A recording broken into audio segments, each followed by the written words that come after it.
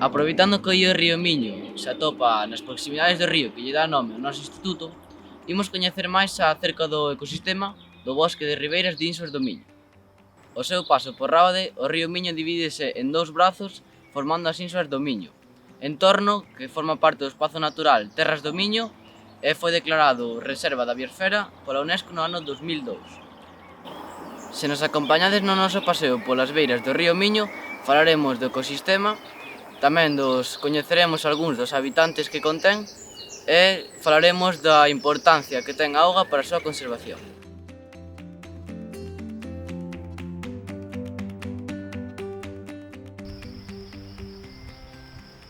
Achegámonos a este lugar ao comezo da primavera.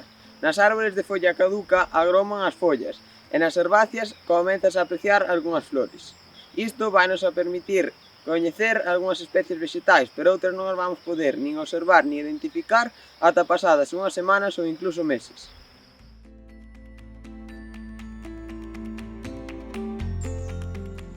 Xa que estamos a falar de ecosistemas, que tal se comezamos pola súa definición? Un ecosistema é un sistema biolóxico formado por tres componentes: a biocenose, o biótopo e as interaccións que entre eles se establecen. Chamamos biocenose ao conxunto de organismos de diferentes especies que forman parte do ecosistema e biótopo ao medio no que viven, caracterizado este último por unhas determinadas condicións físico-químicas. No ecosistema das Insas do Miño, a biocenose está conformada por especies autóctonas como, por exemplo, o ameneiro, Alnus glutinosa, e os zapateiros, Garrys lacustris. Todas as especies que conforman a biocenose están adaptadas aos factores ambientais do biótopo deste ecosistema concreto, dos cales falaremos a continuación. Os factores ambientais comprenden todos os compoñentes dun ecosistema que influen nos organismos da biocenose. Estes factores poden ser abióticos e bióticos. Os factores abióticos abranguen os compoñentes físico-químicos do ecosistema. Para o caso concreto das Insas do Miño falaremos dos tres máis importantes: temperatura, luminosidade e humidade. A maioría das especies desenvolven as súas actividades a unha temperatura de entre 0 e 50 grados centígrados. O rexistro histórico das temperaturas para o concello de Rábade indica que a temperatura media deste lugar é duns 11,6 grados centígrados, sendo agosto o mes máis caluroso cunha media de 18 grados centígrados e xaneiro o mes máis frío cunha media de 6 grados centígrados.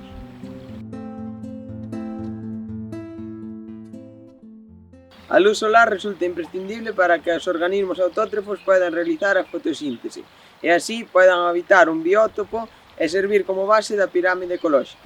No ecosistema das Insas do Miño prestaremos especial atención a algunhas especies de estratos que habitualmente pasan desapercibidos.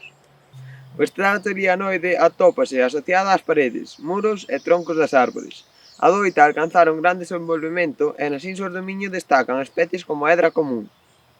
O estrato epifítico está formado por musgos e liques como os das especies Herbenia prusnastri e Usnea florida. Estas especies son consideradas bioindicadores da calidade do aire, pois presentan unha gran sensibilidade á contaminación atmosférica, é dicir, só sobreviven en condicións de baixa ou nula concentración de contaminantes. Polo tanto, atoparnos con eles é un bo sinal. Isto é unha molécula de auga. A auga é a molécula máis abundante nos seres vivos, o cal é imprescindible para realizar a fotosíntese nos organismos autótrofos, os cales son a base dos ecosistemas tanto acuáticos como terrestres. Parte da humidade dun ecosistema provén das precipitacións. No concello de Rábade, a media anual de precipitacións son 990 mm ou litros por metro cuadrado, sendo o mes de xullo o máis seco con 30 mm e novembro con máis precipitacións con 125 mm. No caso dos bosques de ribeira, ademais, a adaptación das plantas á humidade do solo fai que se establezcan distintos estratos vexetais horizontais. Así, a vexetación disponse en bandas paralelas ás marxes do río en función das súas necesidades de auga, da resistencia mecánica ás correntes e da capacidade para soportar inundacións periódicas. Nunha primeira banda sitúase a vexetación acuática, entre a que se distinguen dous tipos de especies, as hidrófilas e as xelófitas. As especies hidrófilas están adaptadas á vida acuática e presentan as súas follas baixo a auga ou flotando sobre a superficie do río. Nas Insas do Miño podemos atopar a especie Luronium natans, unha pequena planta acuática que prefire as augas ácidas e pouco profundas, e que é moi sensible á contaminación e ás perturbacións do medio. Algunhas especies do xénero Potamogeton, ervas somerxidas, excepto as flores emerxentes, e ás veces as follas superiores que flotan na superficie. As especies xelófitas son plantas herbáceas que conforman raíces baixo a auga, pero que manteñen emerxidas a maior parte do talo e as follas. Nas insuas do Miño podemos atopar a espadana, Tifa latifolia, que crece tipicamente nas marxes fluviais, e diversas especies do xénero Narcisus.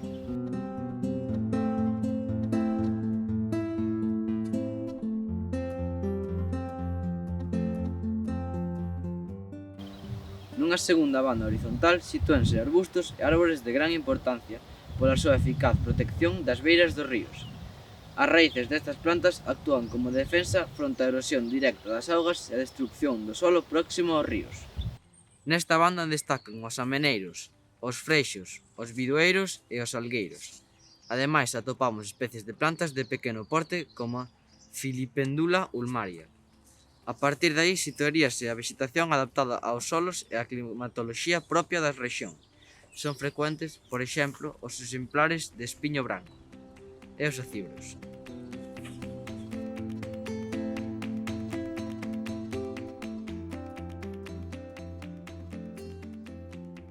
Xa dixemos, a auga é un dos elementos máis importantes dos ecosistemas. As súas propiedades físicas e químicas permiten a existencia dunha enorme biodiversidade nos bosques de ribeira, así que imos coñecer algunhas das máis importantes. A turbidez da auga é un dos factores principais na medida de calidade da auga.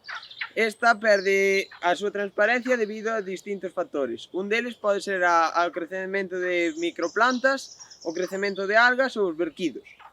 Unha maneira da medición da turbidez in situ é empregando un disco de Secchi que mide a penetración luminosa en ríos, mares, lagos.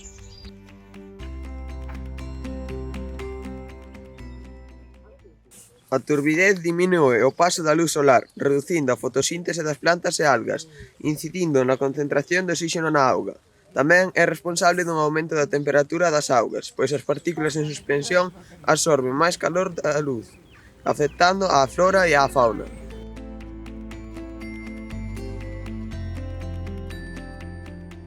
A molécula de auga está formada por un átomo de oxígeno e dous de hidróxeno. O átomo de oxígeno é máis electronegativo que os de hidróxeno, facendo que a auga sexa un dipolo eléctrico. Nunha charca, as moléculas de auga parcialmente cargadas atrénse por pontes de hidróxeno en todas as direccións, pero as forzas de atracción eléctricas anúlanse. Só na superficie, as moléculas de auga non compensan estas forzas e así quedan máis atraídas e cohesionadas. Estas forzas de cohesión son as causantes da tensión superficial, as cales fan da superficie da auga unha membrana elástica. Este é o caso dos zapateiros. Non son quen de romper esta tensión superficial, polo que poden moverse pola superficie da auga.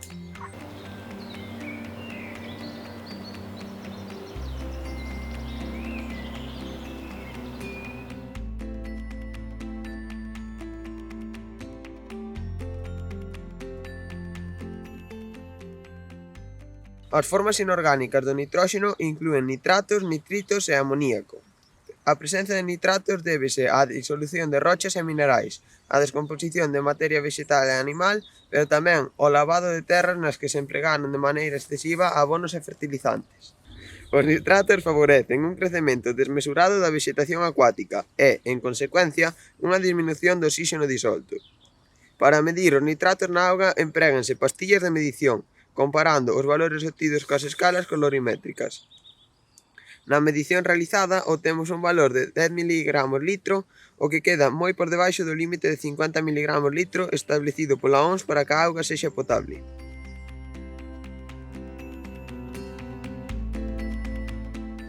O pH indica-nos o grado de acidez ou alcalinidade da auga. Mídese nunha escala de 0 a 14, onde o máis baixo indica un medio ácido e o máis alto indica un medio básico. O exceso de pH fai que sexa incompatible a vida cos organismos. A temperatura inflúe na medida de pH, por iso é moito mellor facer a medición no propio hábito.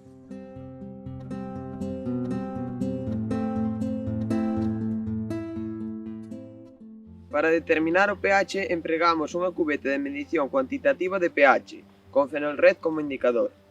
Sobre a mostra recollida, engadimos o indicador para posteriormente facer unha comparación colorimétrica coa escala que aporta a propia cubeta de medición.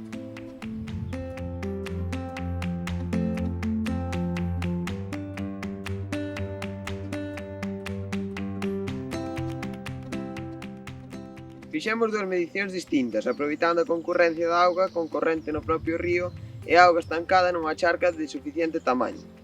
O valor da auga estancada ofrece un valor un pouco máis alto sobre a auga corrente, con valores de 7,5 e 7 respectivamente.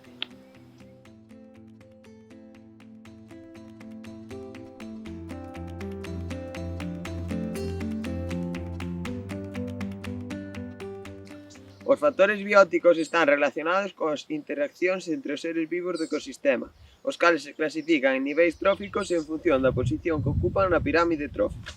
Deste xeito, podemos distinguir diversos tipos de relacións bióticas. As relacións intraespecíficas son as que se producen entre organismos da mesma especie.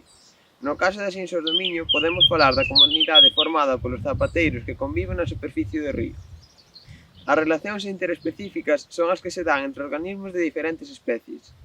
Neste caso, podemos falar da relación depredador-presa que dá lugar a unha cadea trófica formada polos zapateiros, as rás e as garzas, que habitan nas proximidades do río.